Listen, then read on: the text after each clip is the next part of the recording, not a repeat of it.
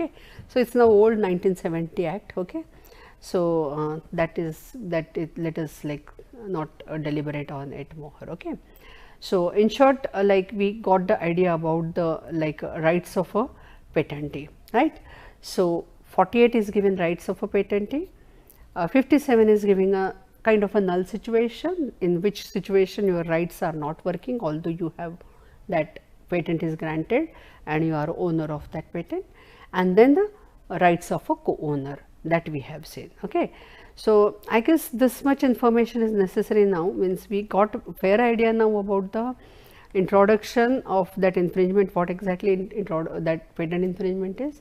Then we got idea about the like what are the different types are there. A few types only we have shared with you. Doctrines only 2 we have shared. We will go into the details of that further. Rights of a patentee we have seen. Then rights of co-owners, right, that we have